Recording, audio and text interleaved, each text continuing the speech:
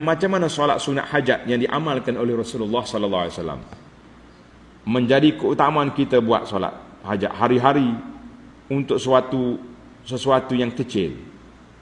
Contohnya pohon kita jadi rajin, tak putus asa setiap kegagalan. Jawabnya solat hajat ni kalau nak tengok dalam kitab fiqh memang ada, semua ada tulis solat hajat, solat hajat.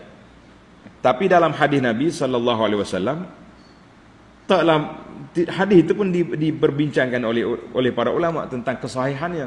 Ada ulama kata sanad dia baik, ada kata sanad dia lemah, dhaif. Dalam hadis itu kata apa? Man kanat lahu ilallahi hajah. Siapa dia ada hajat? Siapa dia ada hajat? Maka dia kena ambil wuduk yang baik-baik. Kemudian dia pun solat 2 rakaat. Lepas solat dia pun doa. Minta apa dia nak. Itu je simple je, tak banyak-banyak. Tapi solat hajat itu tidak ada dalam senarai solat perdana yang boleh dilakukan secara berjamaah.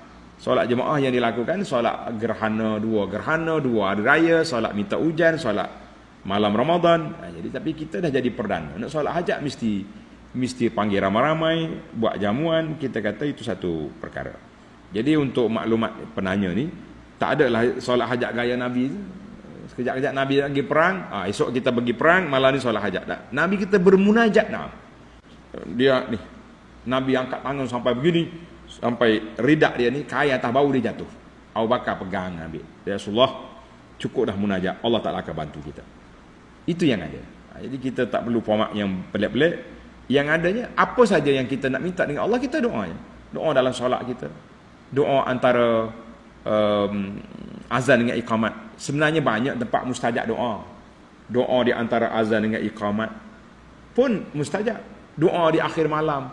Tapi oleh kerana kita ni suka bincang-bincang, bila mari bulan Rajab, bila mari malam tu, bila mari ni kak, malam raya contoh, duduk siang. Balagha ni, Imam Syafi'i kata telah sampai pada aku 5 malam mustajab doa. Dia duduk kelahi pagi sampai gelap. Tapi malam tu tak doa-doa juga.